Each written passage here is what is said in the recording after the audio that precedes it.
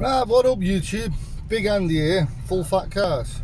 It's been another 2 weeks again. I know life gets in the way.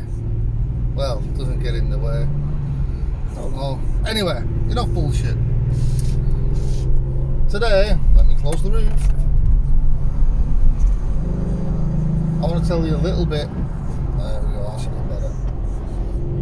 I want to tell you a little bit about this new little car that I've got. It was let me think, 2019 VW Up GTI. This is the 4-door version, in the red, which was the only colour that was free of charge, I believe. The red, and I think it suits it. I'm not really a big fan of red cars, but I do think it suits it, especially with the big wheels and all the other black details. It kind of looks cool. Now, how did I come about buying this car? For my work, as you've seen in the previous posts, I drive a Fiat Ducato, and I wanted something that when I was off didn't feel like it was. I was at work, but I didn't want it to cost the world by being stood there, because this, once a week I drive in it with a bit of luck.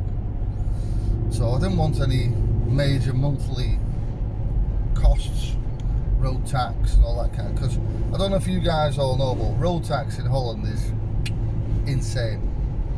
It's the dumbest thing you've ever heard, the prices that they charge over here. But so it didn't need to cost them much. So I used to have a Volkswagen Golf GTI, which was a pretty decent car. They all went through the company on lease constructions, and now after all these lease terms have ended, they've all gone back to the dealers or lease companies, so they're very cheap to get. And I went to this one, it was in a Volkswagen. I went to have a look at it, and I walked in and I clapped my eye on this, well, not this one, but on a white Up GTI with the big 17-inch wheels, and it had the Miltech exhaust. Didn't know at the time, and just caught my eye. I went, what the hell, that looks a bit aggressive for an Up. What's that? And that's the GTI.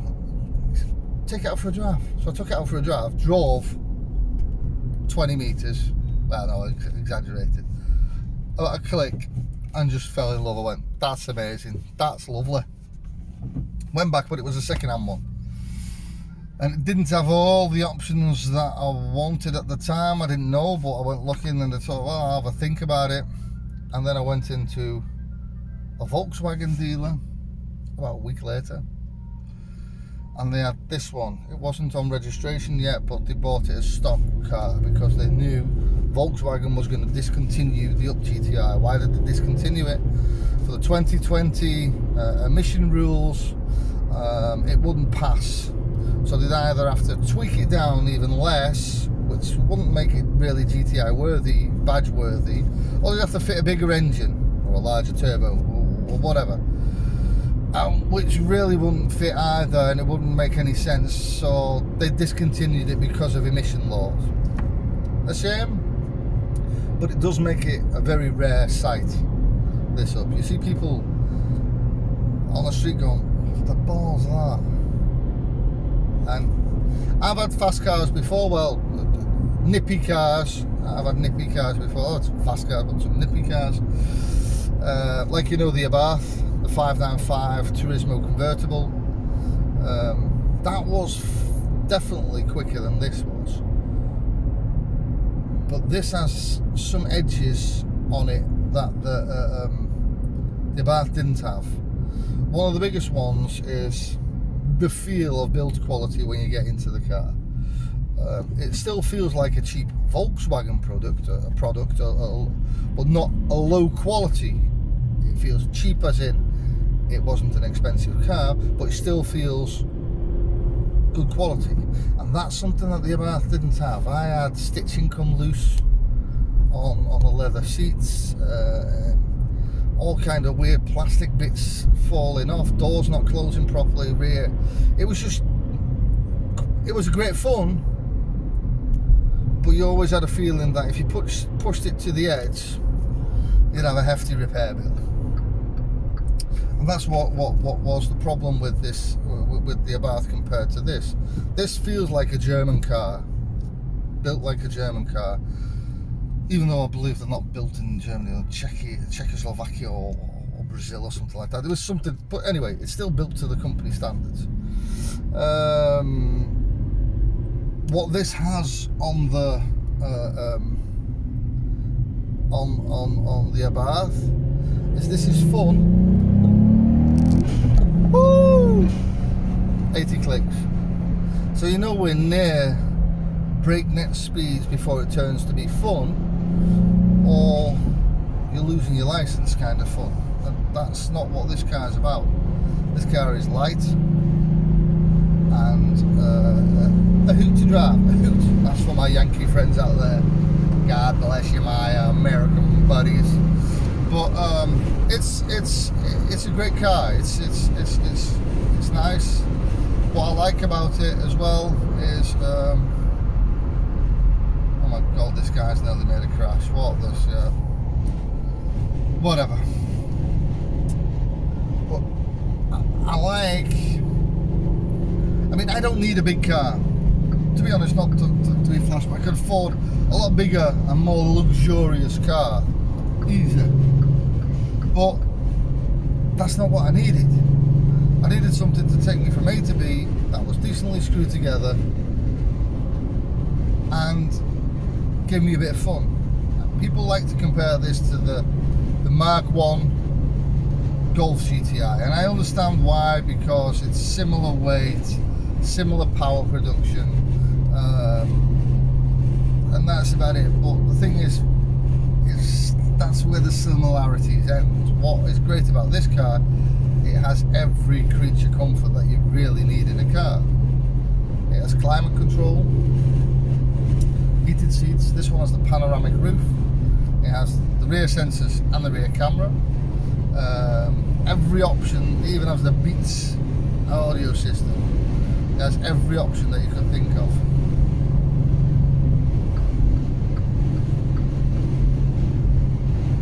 This guy's just trying to get really close.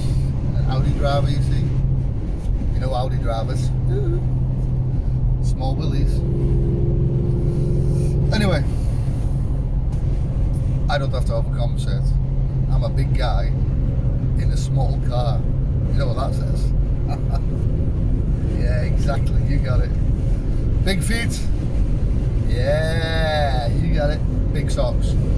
Right. So that's what the thing is. But this has every creature comfort. DAB, electric windows. Like I said, climate control. Every option that they had is on this thing, and every option that you're ever possibly really going to need is on this thing.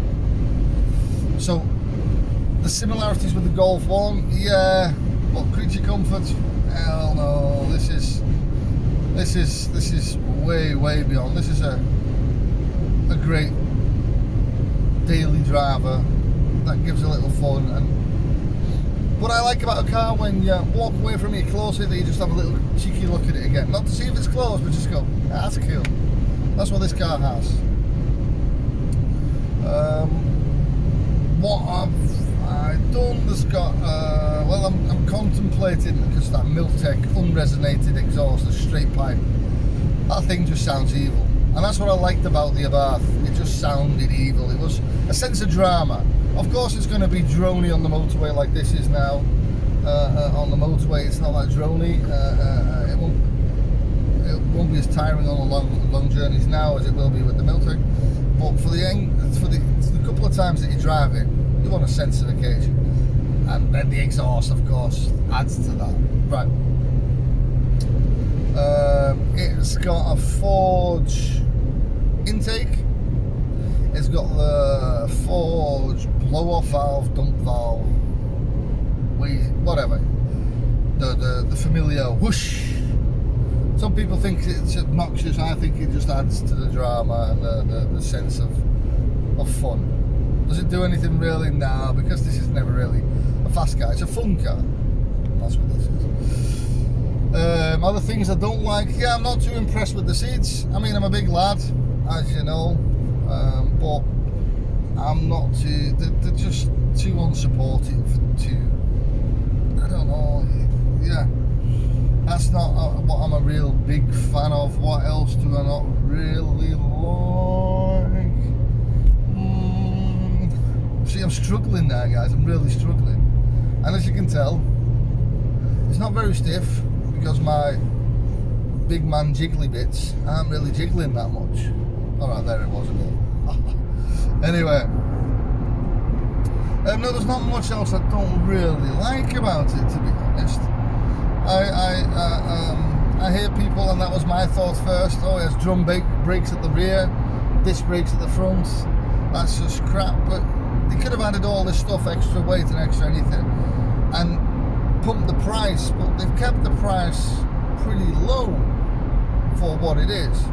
I mean, in Holland it's still a lot of money. Holland likes to shaft their milk cows, the people, you know what I mean, keep milking them for everything. I mean, you pay taxes on your wage, then you go and buy something, you pay taxes, then you added another tax to the tax because there wasn't enough, and then you pay road tax on, and oh god, if you ever have to fill up fuel, fucking more taxes. But that's what Holland is. When I drive on the Dutch roads, I know where my tax money went because it's a great place to drive and everything's organised. So I'm not going to bullshit about Holland. I'm on the way to Belgium. Yeah, there the suspension is a little bit oof.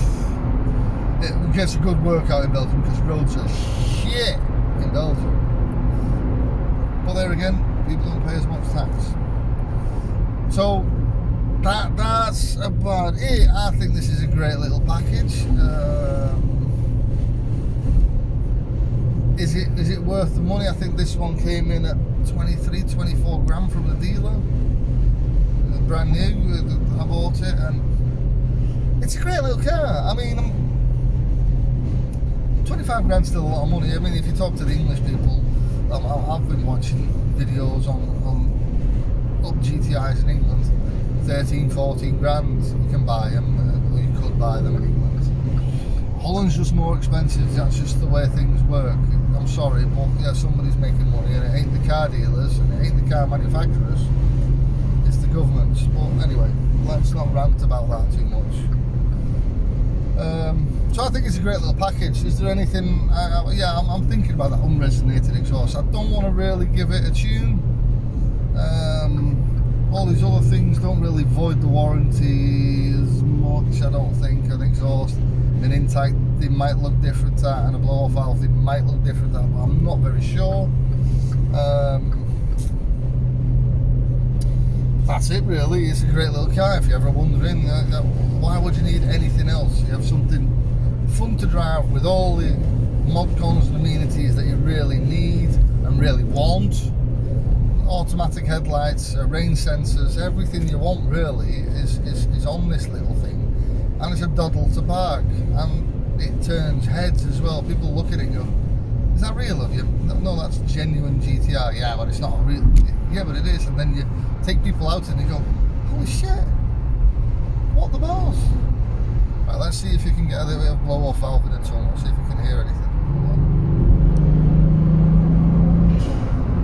Maybe ever so slightly, little turbo going puff puff, puff puff. There we go, see some more. Puff puff.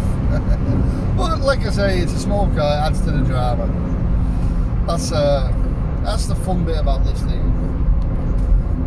Right, people, thanks again. I'll try and make another one of these stupid things, one of my rantings, regularly.